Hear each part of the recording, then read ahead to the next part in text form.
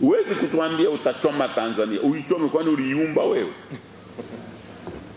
Uichome wewe. Thubutu. Wenye Tanzania yao hawezi kuruhusu ukaichoma, au sio? Hawezi. Kwa sababu uwezi ukasema kwa sababu uko huru basi unaweza kuja hapa kwenye horo ukasema mimi sasa siendi chooni, nitajisaidia hapa maana mimi mtu huru. Wewe nawe huru wa kujisaidia katikati ya horo. Eti wewe uko huru. Hapo ndipo tulipoanzia. Sasa unapopanua demokrasia, tena unapokuja kwenye kitu kinaitwa vyama vingi, vyama vingi vizuri sana, lakini na vyenyewe navyo vinaweza kuwa tabu sana. Wengine wanataka wanawake waoane kwa wanawake na wanaume waone, afu watazana namna gani? Nao wana pesa, nao wana recruit watu huku kwetu watembee, wanasema eti hiyo ni haki ya binadamu. We, kuna mtu anajua haki ya binadamu kuliko Mungu? Mungu akaumba wanawake, akaumba na wanaume. Kwani Mungu alikuwa mpumbavu hivyo? Sangeumba wanaume watupu, mungeona kama nchi haikariki. Maana nchi ya wanaume watupu ni shida. Sisi wanaume huruma inakuja mwisho kabisa. Kwanza ngumi alafu huruma baadaye. Kwanza ngumi. Kwanza ngumi. Wanasema maridhiano mpaka kwanza mpigane, mkishindwa mnaridhiana. Lakini wakina mama hawataki kitabu hizo. Subscribe Mzee wa Jimbo TV, sauti ya mpiga kura. Nimshukuru Rais Daktari Samia Suluhu Hassan kwa kazi kubwa na nzuri anazozifanya kwenye taifa letu. Sisi wana Ruvuma tukiwa ni wanufaika wakubwa wa kazi hizo. Ametuheshimisha Ruvuma, ametupatia mgombea mwenza, ametuheshimisha Ruvuma, ametupatia mawaziri kamili wawili, Ruvuma ametupatia naibu waziri mmoja, lakini amekuheshimisha Ruvuma kwa miradi mbalimbali ya kimkakati na ile ya kimaendeleo ambayo mingi umepata fursa ya kuiona. Walionitangulia hapa wamemshukuru sana Mheshimiwa Jenista Mhagama kwa kazi kubwa na nzuri, na mimi nasimama kwa mbele kabisa kumshukuru na kumpongeza. Kila eneo alilopewa kulihudumu amelifanyia haki inayostahili.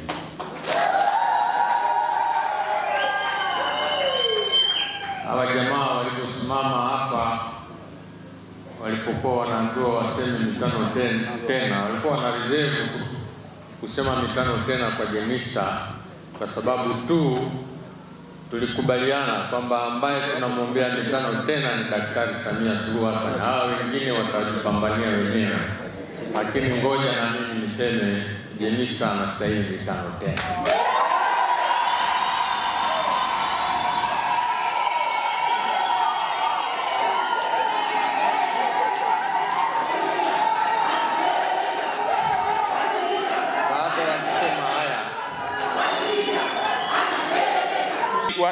Wanasongea vijijini wanasema kwa kuwa wewe ni mgeni mkubwa sana ambao kwa mara ya kwanza ndio umewafikia. Kawaida yao wao ni wakarimu sana. Wao na malkia wao. Na malkia kwenye mkoa huu ni mmoja tu. Wanakupatia mahindi kilo 500.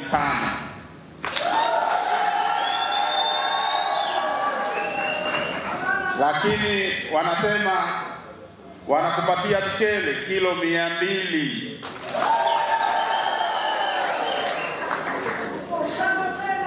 Wanakupatia maharage kilo 110. Wanakupatia mbuzi mmoja. Na tunafahamu kwamba wewe ni mpenzi sana wa kituri. Kwa hiyo utapata kichuri kwenye mbuzi huyo. Niliwahi kufanya kazi kule Mara. Huwezi kuwa mwanamara kama hujawahi. Lakini Baba, sisi kama Wakristo tunaamini wazi ulipompa Adamu mamlaka pale bustani ya Edeni, aliposhindwa kuyatimiza mapenzi yako, ukamwinua mwanamke, ukasema na mwanamke kwamba uzao wako utamponda nyoka huyu kichwa. Ndio maana mwanamke akamtuzalia Yesu Kristo, na kwa mwanamke tukapata ukombozi. Tunatangaza sasa kila mwanadamu Tanzania ambaye anampinga rais wetu Samia Suluhu Hassan, tunamfananisha na nyoka ambaye alikemewa na Mungu pale bustani ya Edeni. Tunatangaza kwa utukufu wa jina la Yesu, nchi yetu Tanzania ni nchi ya amani. Ninaomba amani kwa ajili ya Tanzania. Ninaomba amani kwa ajili ya rais wetu Samia Suluhu Hassan. Naomba amani kwa ajili ya mwenyekiti wetu makamu Wasira ambaye ni mzee wetu mkongwe, amebeba chama hiki kwa miaka mingi na Tanzania inatambua. Tunamuombea amani na afya njema, azidi kuimarika, kwa mwili aonekane mzee, lakini kwa afya awe kijana sana. Sasa nataka kuwaeleza, mimi nadhani hizi sio shukurani za kusukwa, nadhani ni za dhati kabisa, kwa sababu mimi najua wabunge na najua ubunge. Ninajua wabunge na najua ubunge. Nishaufanya sana. Sio rahisi kwa mbunge yoyote anayemaliza muda wake wakasimama watu wapiga kura kumshukuru. Si kazi rahisi. Kwa nini? Kwa sababu muda unapokaribia kuisha, wanakuwepo na wengine wanautaka. Sasa nao wanapita na kikundi chao. Nasema na nyinyi mje msiniseme, lakini mniunge mkono. Lakini kama mtu amefanya vizuri, na kufanya vizuri kama mbunge ni kuwa karibu na watu waliokuchagua. Hakuna dawa nyingine. Kweli kabisa. Wengine wanafikiri wabunge wana hela nyingi, watawapa ngapi ili nyinyi muishi kwa hela za mbunge? Ngapi? Hamna. Ningekuwa kwa mbunge na tajirika, ningekuwa tajiri kweli. Singekuwa rofa kama nilivyo. Maana nimeingia katika bunge la Tanzania mimi na miaka 25. Ndio. Nimepewa kazi na Mwalimu Julius Nyerere kuwa naibu waziri wa kilimo nikiwa na miaka 27.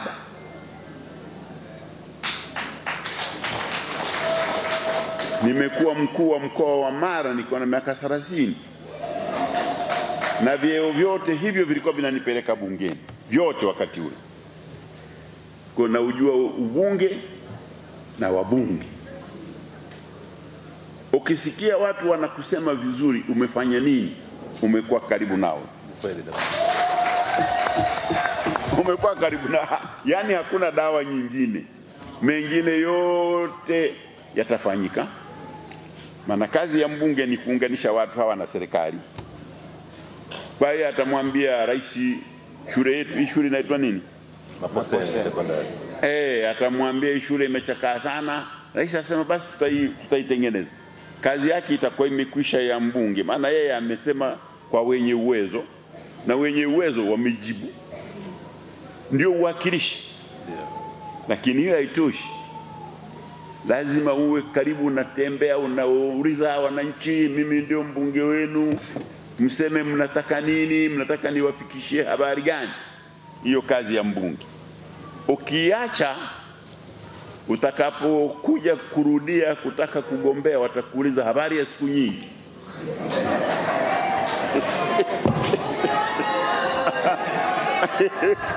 Watakuuliza habari ya siku nyingi, manake hawajakuona. Hilo ndio tatizo. Kwa hiyo ni somo zuri tu. Na mimi nimeshuhudia, naona wananchi wa Peramiho wanampenda sana mbunge wao. Na mimi nina ushahidi kwamba na yeye anawapenda sana Jenista. Hata leo asubuhi kabla sijaja amenipigia simu Jenista, akaniambia nasikitika leo tuna bajeti tulikuwa na mikutano ya serikali, nilikuwa natamani kuwepo kwenye mkutano wako, sitaweza. Lakini kawafikishie salamu wajumbe wote wa Peramiho kwamba niko pamoja nao.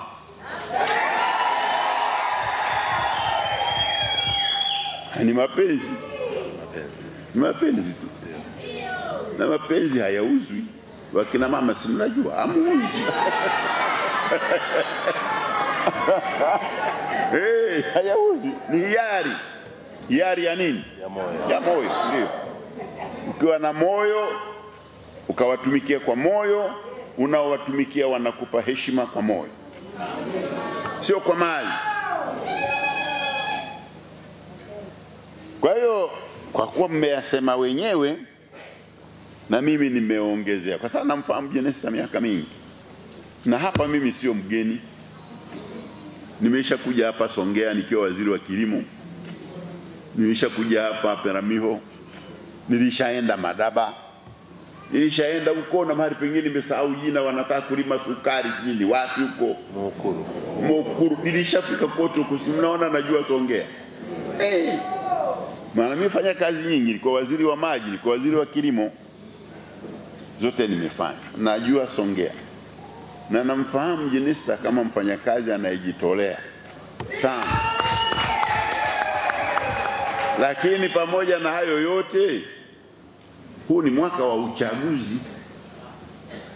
Wasije wakasema alikuja makamu hapa akasema Jenista ana mpinzani. Nani amesema? Mimi sijasema. Kwa hiyo wanachama wetu ambao wanataka ubunge wa Peramiho wasiogope heshima ambayo anapewa. Kwa sababu yeye anapewa heshima lakini anamaliza muda wake.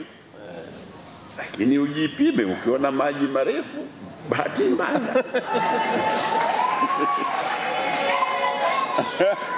Maana watu wanaovuka mito huwa wanavuka kwanza wanapima na fimbo. Ukikanyaga tu unaweza ukaenda na maji, lakini ukicheki unajua maji haya yako yanapitika. Sasa kama unacheki unaona yanapitika na maneno yenyewe ndio haya. Karibu. Mimi kazi yangu kama makamu mwenyekiti ni kuwapokea na kuwapa haki sawa wanachama wote wanaogombea. Haki sawa kwa Tanzania, kwa nchi nzima. Kwa hiyo na Waperamiho wanaotaka ubunge wasitiwe wasiwasi kwa heshima wanayompa Jenista. Ruksa kufanya nini? Gombea. Na tarehe 28 wewe chukua, tuna gharama si kubwa. Lakini upime maji ukiona marefu.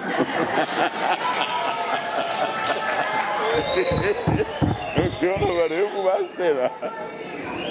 Sasa shukrani nyingine ni shukrani ya zawadi. Yaani zawadi ni kubwa na nyingi.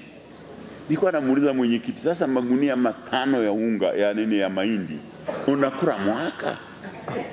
Yatakuwa bado yako salama au nikafungue nikaombe nini meza pale Kariakoo? Magunia 5 na mchele, maharage, vitu vyote vile vinauzwa Kariakoo. Kisichoenda Kariakoo hera tu. Shilingi 1,500,000. Lakini nawashukuru sana, maana nyinyi mnajua chama chetu sio serikali. Sisi hatutozi kodi. Mapato yetu yanatokana na michango ya hiari ya wanachama. Kwa hiyo wanachama wa Peramiho nawapa shukrani kwa kunichangia mafuta ili niendelee na kazi yenu. Baada ya maelezo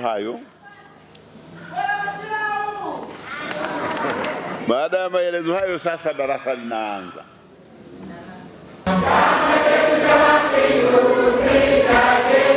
CCM chama chetu, Mama Samia, Dr. Mwinyi, viongozi na wajumbe, mwenyekiti na makamu.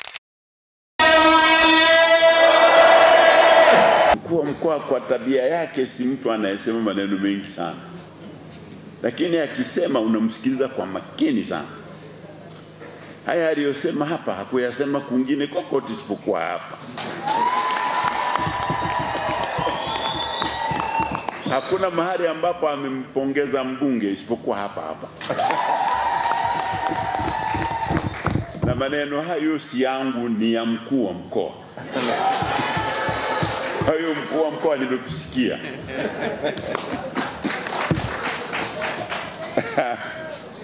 Lakini mwenyekiti wa wilaya ameeleza sehemu ya hotuba yangu ambayo nitaka mimi kuyatolea ushahidi. Hayasema yote. Lakini mimi nina ushahidi wa takwimu. Yeye alikuwa anasema tu, mimi ninayo ushahidi wa takwimu. Kwa hiyo nitayarudia lakini kwa takwimu. Lakini nakushukuru sana mwenyekiti. Asante sana. Mwenyekiti wenu namjua siku nyingi. Kwanza alikuwa mwenezi, au nimekosea? Ni kweli. Naona akawa mwenezi, alafu wananchi wa Songea vijijini wakampandisha cheo. Kwa hiyo nakupongeza sana mwenyekiti. Asante sana, na kupongeza vile vile na kushukuru kwa hotuba yako nzuri. Asante sana.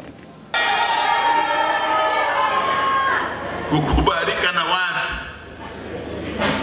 imani ya wananchi. Tunataka uchaguzi wetu msingi wake uwe ni imani ya nani? Ya wananchi. Tutajuaje imani yao? Wapiga kura toka ngazi ya chini kabisa watuambie mtu ambaye anakubalika hapa 1, 2, 3 ni hawa watatu waliojitokeza. Halafu sisi huko kwenye kamati kuu tuteue watatu warudishe kwenu, halafu mwende mpige kura. Mseme wa kwanza ni fulani, wa pili ni fulani, wa tatu ni fulani. Kwa sababu hata kama mnampenda mtu namna gani, hawezi kukosa watu wawili wa kumkataa. Hiyo ndio dunia. Hiyo dunia. Mimi sikugombea, nilipoteuliwa kuwa makamu mwenyekiti, walipelekwa kwa wajumbe wa mkutano mkuu, hawa wakubwa hawa. Mkutano na watu 1900 wakapiga 7 wakasema hapana.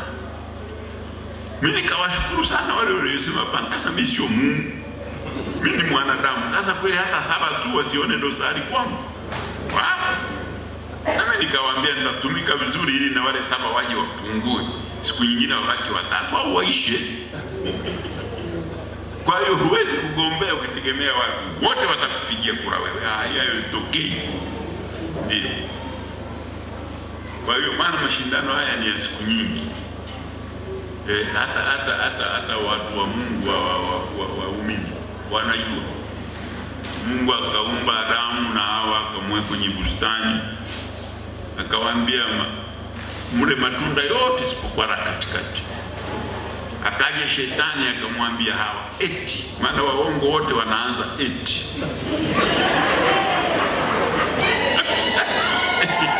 Wakamwambia eti mmeambiwa msile matunda yote. Akasema hata hiyo si kweli. Amesema tule yote isipokuwa lile la katikati. Wakamwambia hilo la katikati ndio lenye kujua mambo mema na mabaya. Ndio hilo mkila mtakuwa kama Mungu. Anasema ki Mungu amesema tukila tutakufa. Shetani anasema kufa hamtakufa. Sasa hatufi. Nauliza hatufi. Waongo ni hatari. Kwa hiyo hawezi kukosekana watu wa kusema huyo naye ana matatizo na. Lakini uchaguzi tutaona wananchi wanasema nini. Ombi langu kweli, hayo maelezo yanahusu madiwani kwenye kata zao. Wale wanaopigia mbunge, wale watapigia madiwani kwenye ngazi yao. Na halmashauri kamati kuu ya mkoa ndio itateua majina mangapi, alafu yatarudi kwa wapiga kura. Na nyinyi tupigieni kura kwa kuzingatia uwezo na kukubalika kwa madiwani. Wala msimuonee mtu kabisa. Kama amefanya vizuri, kama amefanya anakwenda kwa wapiga kura, anafanya kazi nao, wanamkubali, tutampa fursa ya kuingia kwenye tatu bora ili wananchi wakafanye nini, wakaamua. Lakini kama ulitoroka kwa watu, usije tena ukasema sasa mimi kwani nimekosa nini? Umewakosea wale waliokuwa wamekupa hiyo kazi. Kwa nini uliwatoroka?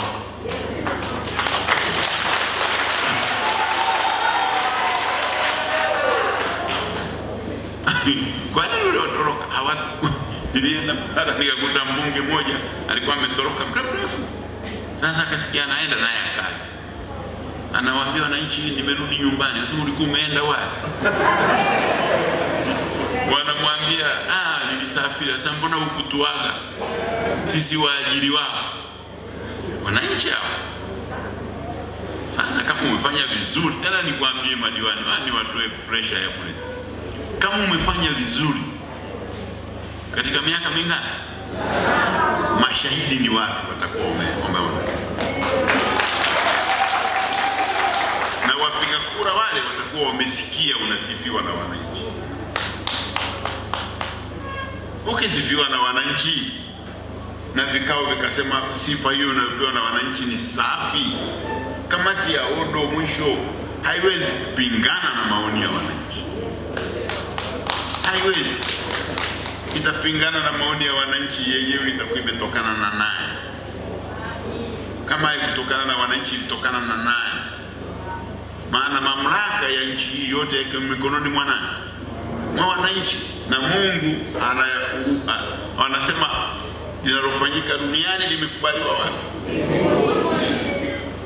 Na sauti ya watu ni sauti ya Mungu.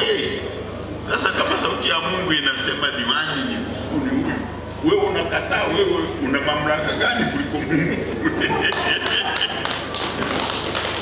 Kwa hiyo wajibu wangu mimi kama makamu mwenyekiti na msimamizi wa maadili niwaambie ukweli kwamba tunataka tuwasikilize watu.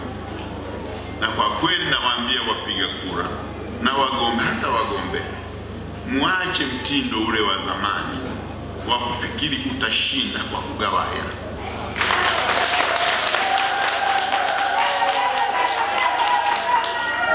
Kama wewe ni Mkristo na hela unazo, katoe sadaka kanisani.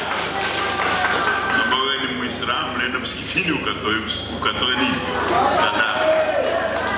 Lakini kwamba unataka kununua watu wote hawa kwa kuwagawia hela, hela zako hizo zitaishia barabarani. Na wale unaowapa hawana mkataba wowote, wana mkataba na wewe lakini hawana mkataba na hela zako. Halafu hela wanazitaka wote. Wanaokutaka wanazitaka na wasiokutaka nao wanazitaka.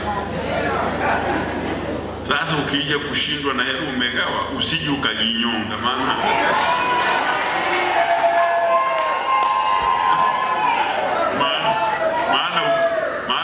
umeataka mwenyewe. Sisi tumekwambia vigezo vyetu, uwe unakubalika na watu.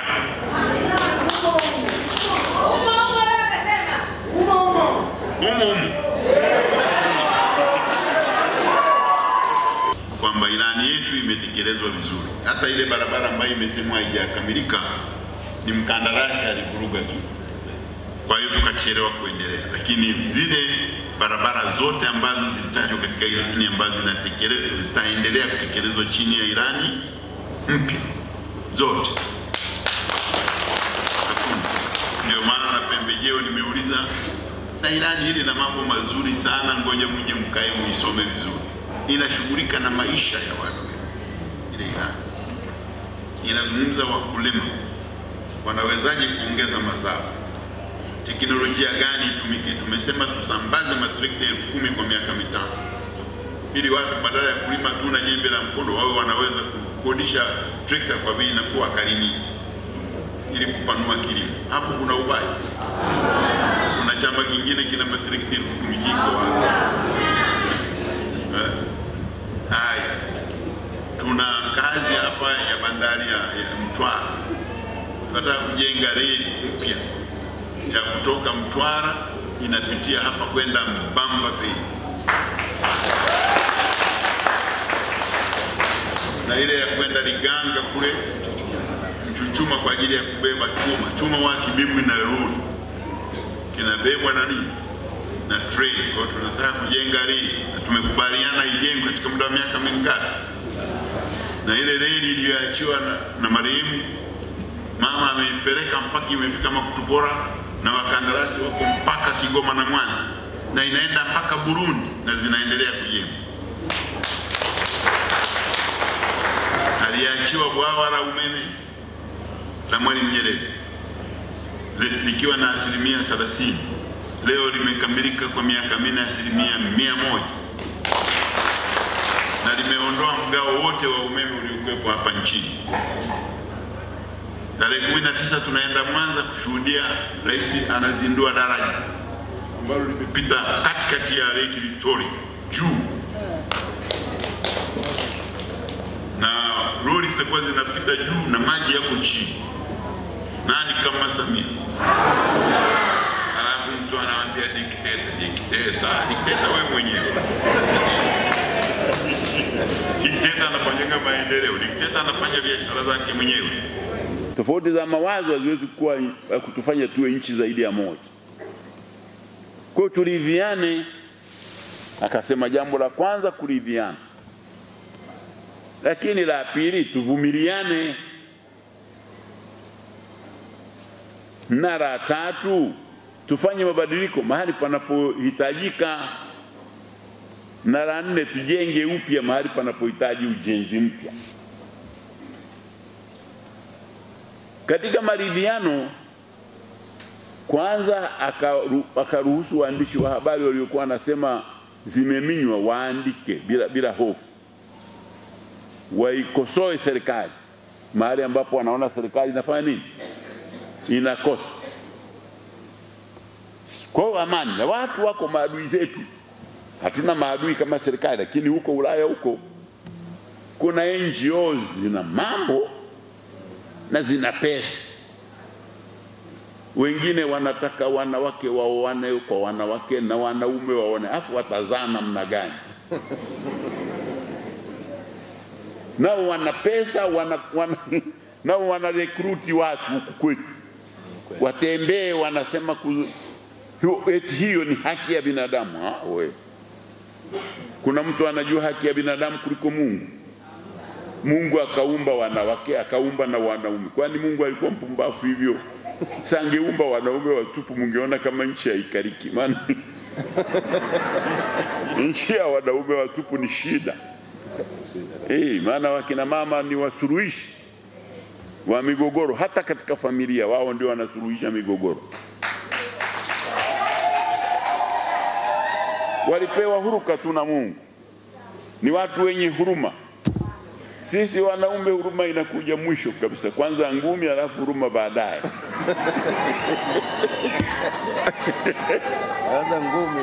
Kwanza ngumi. Wanasema maridhiano mpaka kwanza mpigane, mkishindwa mnaridhiana. Lakini wakina mama hawataki kitabu hizo.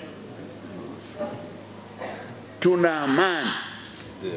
Na amani ile, yani vina uhusiano, umoja una uhusiano na amani. Na amani na uhusiano na maendeleo.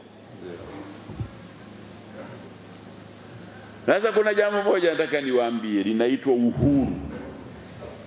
Tulipigania uhuru, tukaondoa wakoloni. Sasa uhuru ni nchi, mnakuwa huru, mnaamua mambo yenu wenyewe. Lakini siku hizi dunia imeanza kutupa tafasiri nyingine ya uhuru, kwamba mkitukanana sana kwenye mitandao ya kijamii ndio uhuru. Uhuru. Lakini hebu niulize, wazee watuambie, hivi huku katika mila na desturi watoto walikuwa wanatukana baba zao? Walizuiwa na nani? Walizuiwa na utamaduni, si ndio? Walikuwa wanamtukana mama yao? walikuwa wamejiwekea kanuni tofauti na demokrasia ya sasa. Watoto hawezi kusema baba naye amezidi sana, lazima tupige kura tupate baba mwingine. Hakuna kupiga kura. Hata akiwa mkorofi wanasema baba naye. Hata akiwa mlevi wanasema baba naye leo tena karudi kayanywa. Lakini hawasemi uongozi wake unakoma ya ubaba. Hapo ndipo tulipoanzia. Sasa unapopanua demokrasia, tena unapokuja kwenye kitu kinaitwa vyama vingi, vyama vingi vizuri sana, lakini na vyenyewe navyo vinaweza kuwa tabu sana. Lakini hakuna kitu kisichokuwa na tabu. Jambo kubwa ni kuweka taratibu ili vyama hivi vifanye kazi, lakini kwa kuzingatia katiba na sheria mliojiwekea. Kwa sababu uweze ukasema kwa sababu uko huru basi unaweza kuja hapa kwenye horo ukasema mimi sasa siendi chooni, nitajisaidia hapa maana mimi mtu huru. Wewe nawe huru wa kujisaidia katikati ya horo?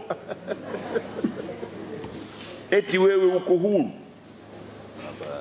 Hakuna uhuru wa namna hiyo. Haupo. Uhuru ni kutoa maoni.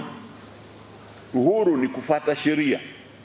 Maana unaweka sheria ambazo zinafanya jamii iishi pamoja bila bugdha, ili kuondoa mtu asimuonee mwingine. Lakini hata kutukana ni kosa la jinai ukisoma sheria za Tanzania. Ukitukana mtu hapo mjini Peramiho atakupeleka polisi. Nini? Kanitukana. Na polisi hawezi kukuacha. Wasema eleza. Alifanyaje? Alisemaje? Mlianzaje? Sheria. Lakini siku hizi ukisoma mitandao, eti matusi ndio demokrasia, eti matusi ndio uhuru. Uhuru wa kutukana? Hapo tumekosea njia. Tungekuwa uhuru wenyewe wa kutukana tungeutafuta wa nini? Tulitafuta uhuru ili utusaidie kujenga watu pamoja, kuleta amani katika nchi na kusimamia maendeleo yao. Kwa Chama cha Mapinduzi kimepewa kazi 4 za kudumu. Kazi ya kwanza ni kujenga umoja. Sio kuujenga, kuuendeleza. Maana umeshajengwa. Kazi ya pili ni kuhakikisha nchi yetu inakuwa na amani. Na viongozi wa kiroho hapa wametukumbusha. Yule bwana yule alikuwa anasema bila amani hakuna kuabudu. Nadhani na Waislamu wanajua hivyo, wote wanakubali. Hapo ikose amani, baba askofu au nani mufti nani shehe unaweza ukakimbia kabisa, hata kanzu utaisahau. Utaikumbuka umeshafika masafa. Unasema ala, nimesahau kanzu yangu. Utarudi tena kule kwenye shida. Utaendelea na mbio mpaka mwisho. Na ikitokea shida ya ukosefu wa amani, wanaoumia ni watu wasiokuwa na uwezo katika jamii yetu. Ndio maana katika nchi za vita wanaumia ni wanawake, kwa sababu wanawake hata ukifanya vita hawakimbii wakaacha watoto. Ndio Mungu amewaumbia hawa, wanahusiano na watoto. Baba anaweza kutimuka ambia, lakini mama anasema anakaa na nani? Watoto. Akienda ukimbizini anaenda na watoto wake. Kwa hiyo ukivuruga amani unavuruga haki za watu wengi sana. Ndio. Unavuruga haki za kina mama, unavuruga haki za wazee hawawezi kukimbia, unavuruga haki za watoto, unavuruga haki za walemavu. Watu wanasikia wanasema haki inadaiwa, haki haiwezi haiombwi, inadaiwa. Nasema sawa, lakini uidai kwa kufuata misingi ambayo jamii imejiwekea. Uwezi kutuambia utachoma Tanzania. Uichome kwani uliiumba wewe? Uichome wewe. Thubutu. Wenye Tanzania yao hawawezi kuruhusu ukaichoma, au sio? Hawawezi. Kwa hiyo ombi langu lingine, tudumisha amani na tusikubali viashiria vyovyote vinavyotaka kutuletea mfarakano unaoweza kuvunja amani ya Tanzania. Jamaa zetu wale wakasema hawaridhiki, wakaja na kitu kinaitwa no reform no election. Na kuja Peramiho kuambia wala hii si wababaishi chochote, hizi wababaishi, maana Chadema bwana wana kauli mbiu nyingi na zingine zilisha kufa. Wakasema operation Sangara ilikufa, hii ilikuwa ya kwetu huko Sangara, wako huko Mara na Mwanza. Wakasema M4C, maana kauli mbiu zao zote ni za Kiingereza, siji zinaandikwa nje, siji zinafanyaje. Hata mimi si hivi Kiswahili hawawezi. Tuna kauli mbiu tunasema kazi na utu, hatukuisema Kiingereza. Kazi ni Kiswahili na utu ni Kiswahili, wao wenzetu Kiingereza tu. M4C ikaleta na magari yameshindikana, wamegawana. M4C huyo mnaiona huku hii Songea, hakuna magari yale yamepotea. Juzi hapa wakaja na nyingine, no hate no fear, yote imeandikwa Kiingereza. Sasa nasema zinaandikwa Uingereza au zinaandikwa huku? Kiswahili chake ni kwamba hawataki chuki lakini hawaogopi. Tukasema yote sawa. Uchaguzi wao ulipokuja wakasahau ile kauli mbiu, wakagombana, wakatukana tangu asubuhi mpaka jioni, tangu Januari 1 mpaka 31, matusi. Muasisi wao akapotea, hajasema neno mpaka leo, hatujui yuko salama amejificha, yani anakumbuka matusi. Lakini walisema no hate no fear, wakatumia hate zaidi, wakachukiana kweli kweli, na chuki zao hizo zimeigawa kile chama chao. Wasije wakaja huku wakasema mchawi aliyefanya Chadema ikagawanyika ni huyu. Hakuna mchawi, mchawi ni wao wenyewe. Walitukanana mno. Alafu wakaweka mfumo wa kusema hawataki kwenda uchaguzi mpaka mabadiliko, na mabadiliko yameshafanywa, ila wao wakawa hawana sababu. Sasa wanachama wao waliokuwa wanaona uchaguzi ukiwepo watagombea ili na waende kanseli au waende wapi bunge, wakasema sasa kama hatugombei, sasa siasa hapa ni nini? Wakajiunga, wakasema sisi tunataka kutoa maoni, tuendelee kudai haki hizo tunazosema, lakini tuende kwenye uchaguzi. Wale wakakataa, wana msimamo mkali kuliko wa Ayatollah. Ayatollah ni kiongozi wa dini kule nini wapi kule Iran. Huwa kuna Ayatollah ana msimamo mkali kule, anachosema hicho akibadiliki. Sasa tukasema lakini hawa viongozi wanachama wao wanachosema ni kwamba tuachieni twende kwenye uchaguzi, na sisi tunataka kugombea, tukipata basi, tukikosa tutajaribu siku nyingine. Hamna. Yule kiongozi wao, katibu mkuu, kwa mujibu wa sheria anatakiwa kusaini kanuni za maadili kabla ya kuingia kwenye uchaguzi. Na kanuni za maadili ni kama kanuni za mchezo tu. Timu mbili zikicheza lazima ziwepo kanuni na awepo refa, ama sivyo itakuwa wanapambana tu, hakuna hata wa kutoa kadi nyekundu wala kadi gani ya njano. Wakakataa kusaini, na ile kanuni walipewa miezi 3 kabla, na waliambiwa ambaye hata saini hata shiriki uchaguzi. Wakakataa kusaini. Mnyika akasema yeye haendi na nataka dunia ijue kwa haendi kusaini. bwana mdogo yule anaitwa Heche akasema siwezi kusaini mbele ya tume ambayo haina maadili.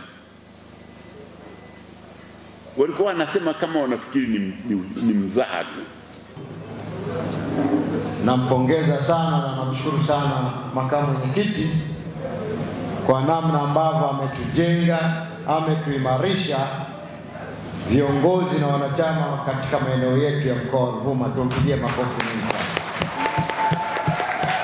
Na ninaamini Songea vijijini kwa mahudhurio haya na uchangamfu huu na utulivu mlionao, mlivyofika tofauti na mtakavyorudi. Hamtarudi bure. Hali hii unayoona hapa ni sehemu moja kati ya maeneo mengi ambayo yameboresha katika wilaya ya Songea na wilaya zote za mkoa. Wananchi wa mkoa wa Ruvuma wamebadilisha maisha yao, na sasa kwa kweli tunasonga mbele na tunafurahia.